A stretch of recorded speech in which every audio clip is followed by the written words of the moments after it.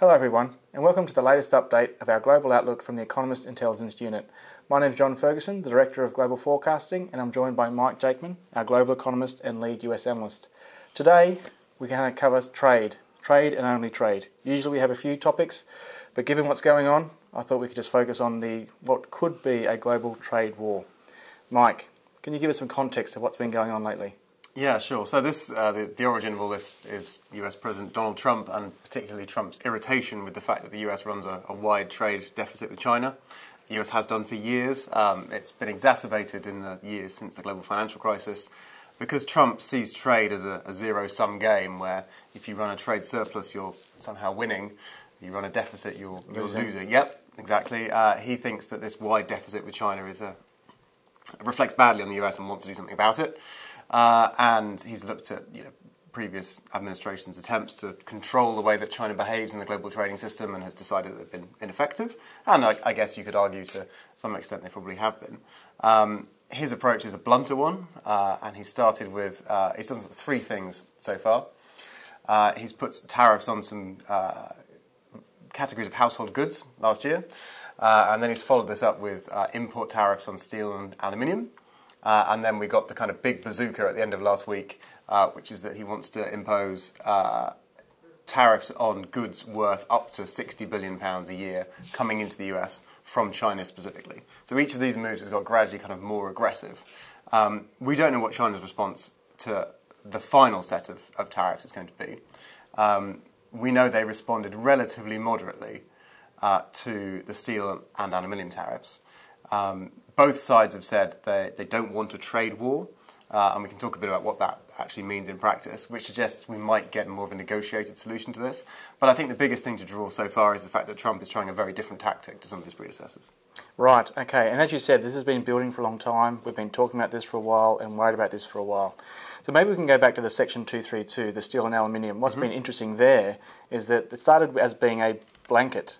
Trump had some different options on the table, but he went for this option that said this is on all countries supplying the US with steel and aluminium. But since then, almost all countries have been exempted.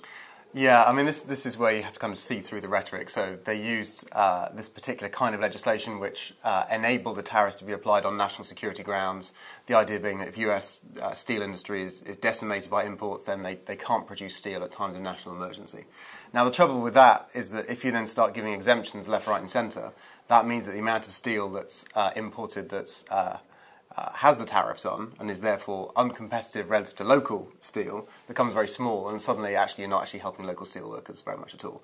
But yes, this is again a Trumpist negotiation tactic whereby you take an extreme position and then you force your competitor to move further than they would like to have done for fear that you'll follow through with your threat. And it's the same strategy that he's now employing with China on the broader section of goods. Right, okay, so now we come to the Section 301 and the latest moves.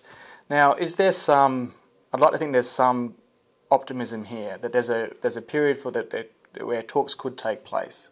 So yes, there's tariffs that could come onto Chinese imports into the US, but there's also a period of potential negotiation. Do we think Trump will pull back in some way? Do you think he will actually get some movement from the Chinese on some of these issues around forced technology transfer or intellectual property perceived theft? So the US has been quite strategic on the kinds of Chinese imports that it's targeting. So it's specifically looking at strategic sectors already identified by China as part of their 2025 master plan for the economy. Right. So this is sort of future-proof stuff like electric vehicles, robotics. These, to me, seem like the kind of sectors that China isn't going to let go very easily. Yes. However, since the announcement was made last week, there have been noises from both sides that they're going to talk more. The US wants to narrow this deficit and wants China to explain what it's going to do to help it achieve that.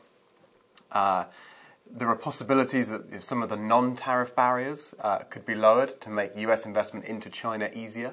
That would be a good thing for the global economy. So, I mean, this very blunt instrument could lead to some actual genuine improvements in the trading relationship, even if all the rhetoric is quite harsh to begin with. Now, the China is a shrewd negotiator and a tough one as well, and I'm sure that the concessions that China will offer to the US, and they will offer some, will look very, very good on paper, and will probably be quite flattering in some headlines, but nonetheless, they won't be giving anything away for free. Right. So I think what we're now going to have is a month of quite difficult negotiation. China's showed itself to be quite willing to do that, but I think it's going to be very difficult for Trump to get a quick win on this. Right. And China, as you said, has already put at least in place some plans to respond. Probably we'd call them proportional, but they're talking about tariffs targeting US agricultural goods, pork, fruit, wines, but also, as we've recognised with some of our clients and discussed recently, China can also do things in the business environment that puts pressure on US firms doing business there in China. So if this doesn't go well, the Chinese have quite a few levers to pull over the next few months. Oh, absolutely. I mean, what I've kind of outlined is the more positive view, whereby starting with something unpleasant for everybody like tariffs leads to a more satisfactory negotiated solution. But of course, if these talks break down, or the two sides have fundamentally opposite views about what they're trying to achieve, this could get very nasty very quickly, to the extent that a real genuine trade war, where you get big tariffs on a huge range of consumer goods that drives up global inflation, slows global growth, that is our number one risk scenario to our global forecast now. 6 months ago we were concerned about the outlook for Chinese growth. This has surpassed that. Now this is the thing that we're most concerned about. Absolutely, and that's the difference. So we have just lowered our global trade forecasts, but only slightly, one might say. But what you're talking about there is easily our top risk to the global economy, and it's the global trade war, where this gets out of control. Tit-for-tat measures go on, not just this round, but the next round and so on, and we end up with quite a few countries involved, tariffs going up on a number of goods, and that would constitute sort of more of a genuine trade war that would really start to we would have to really think about our forecast for US economy, Chinese economic growth, and global economic growth as well, if we ended up in that worst case global trade war scenario. Yeah, that's right. I mean, if you think about two countries you'd prefer not to have a standoff on trade as far as the global economy is concerned, it's the global manufacturing powerhouse, China, and it's the world's biggest consumer market, the US. And of course, it's not just about these two countries, it's about the hundreds of other countries who are built into the supply chains, either countries digging up the primary metal, countries doing low-end manufacturing that then gets moved to China. This has the potential to affect everybody, which is why it's of interest to our global growth forecast. But I think you'd agree there are important reasons why we're not leaping straight into that situation. Yes, now, absolutely. Not least the clear statements from both governments that they do not want this scenario. Nobody does. Absolutely, absolutely. So we are expecting things to get worse before they get better, but not to the full case of a full trade war. And to maybe look for some positives, even today it was reported that KORUS, the Korea-US trade agreement, has been revised. So that could have collapsed, and that's a good sign between the US and South Korea, an important ally. That's a good sign that, at least countries like the US and South Korea can agree on ways to improve a trade agreement. Now, maybe I'm looking too much for some optimistic outcomes here, but I'd see that as somewhat positive in the context of a situation where we might get into a global trade war. So there are some positive stories out there that we can hold on to. Of course, and the renegotiation of NAFTA is, as far as we can tell, still on the rails, and Robert Lighthizer, the US Trade Representative, said last week that some improvements have been made on the automotive market, which was considered a major sticking point. And we still think that NAFTA will be renegotiated successfully in the second half of this year.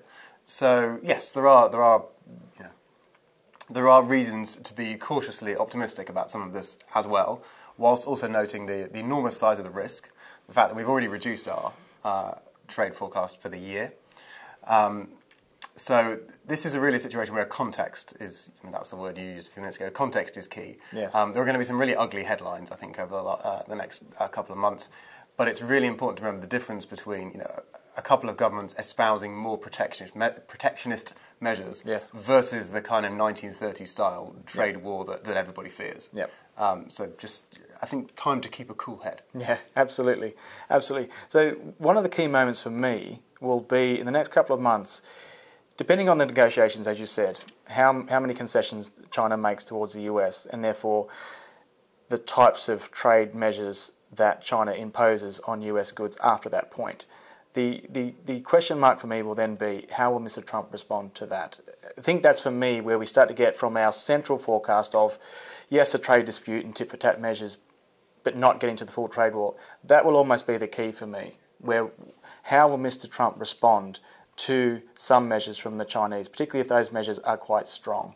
That's really where I think for us we'll be watching, when will our top risk scenario become our central scenario? Yeah, I think that's completely right, because we knew that Trump was going to try and hit China on trade in an attempt to narrow the deficit.